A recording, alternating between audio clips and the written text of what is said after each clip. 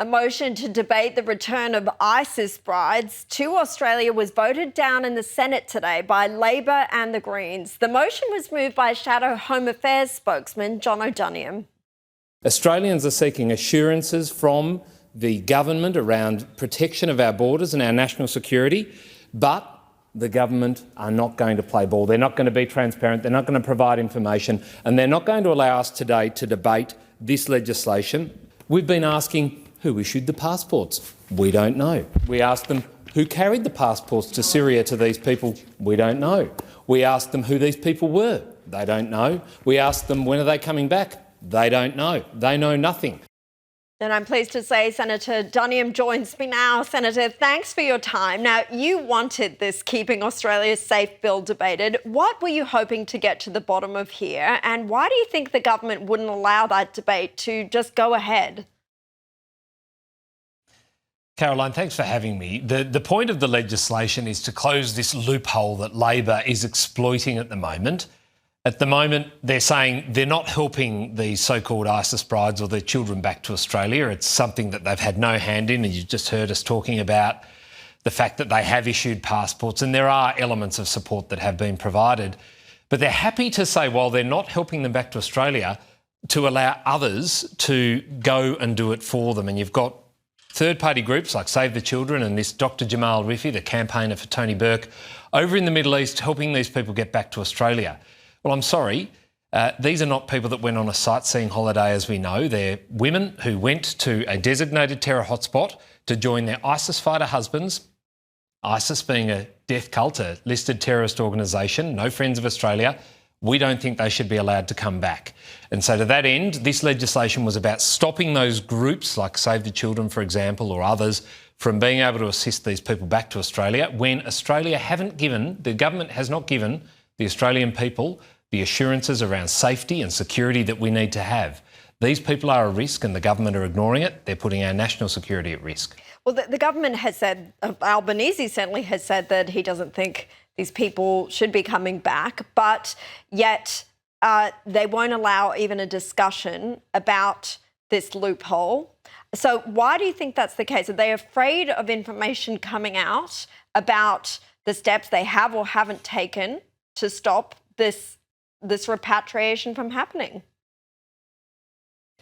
Yeah, I think they are worried about what exposure there might be. I mean, it is odd, Caroline, that, one, they wouldn't debate the legislation. That's not the sign of a good, robust, transparent government who wants to work in their nation's interests. It is a sign of a government that is hiding something. How did 34 people get passports that have been in a displaced persons camp in Syria, and they're ISIS brides and their children? We don't know what assessments have been done on these people about what risk they might be to the nation. Under the Passport Act, they can indeed be refused a passport if they do pose a risk to our national security. And, of course, one of those people that actually got a passport has a temporary exclusion order applied to them. That is a temporary travel ban. So how can you be banned from coming back to Australia because you're a risk but be given a passport? So this is why the government don't want to have this discussion, is because these issues and the involvement they've had and the reason they have done what they've done will become apparent, and Australians, I fear, will be absolutely shocked at what we learn. Well, I think we deserve some more answers, and good on you for trying to push it, because people want to know how this could even be possible. Look, there have been calls from the Jewish community and others to prosecute Australians who have been honouring the Iranian Supreme Leader Ali Khamenei this week. Senator Duniam, you've said yourself events glorifying this heinous individual certainly warrant more examination than what has been evident from the Albanese government. Would you call for criminal prosecutions here to be considered and to go ahead, or deportations even in cases where there might be a dual citizenship or even foreign citizenship?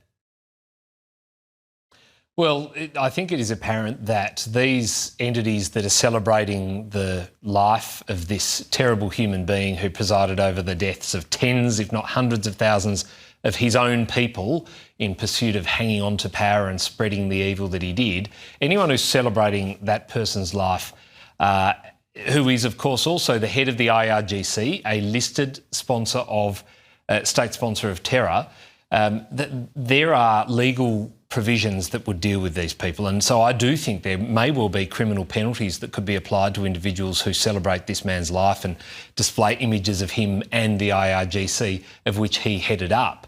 So I think the Commonwealth, if they're serious about dealing with anti-Semitism, if they're serious about dealing with Islamist extremism, as they say they are, then they should put their money where their mouth is and get the Director of Public Prosecutions and law enforcement agencies to get in and investigate and, where possible, prosecute these people. I cannot believe, with everything that is happening in the Middle East, that we would just, as a tolerant nation, turn a blind eye to this and allow these celebrations of this terrible man's life to go ahead. Yeah, it's just wrong. And not just in the Middle East, but what we saw in Bondi a few weeks ago by what it would seem to be other terrorist supporters. Look, let's talk quickly about the by-election for Susan Lee's seat of Farrer. That's now been set today for the 9th of May. How worried are you and how worried is the opposition about the threat from One Nation? We don't know who's going to be pre-selected here, but obviously we've seen in the polls One Nation's support surge considerably. Yeah, well, we've got our work cut out for us and our metric of success is winning, and so that's the job we have ahead, is to win that seat. And what Angus Taylor, I think, has demonstrated to our party room, to his colleagues, to the people of Australia, is that he has the capacity to deliver what it is Australians want. He's presented that change we needed as an opposition, and I think enough time on the ground in Farrer, convincing Australians that we are the party to vote for will be something that will bring us the result we want. Yes, it's a challenge, but by gum, we've got to get on with the job and actually do what Australians need from an opposition and provide that credible alternative. And under Angus, that's what we're going to do. And hopefully that means a win in Farrer. Okay, well, you guys have about 9 weeks to get the race really started over there. Duniam, thanks so much for your time tonight. Appreciate it.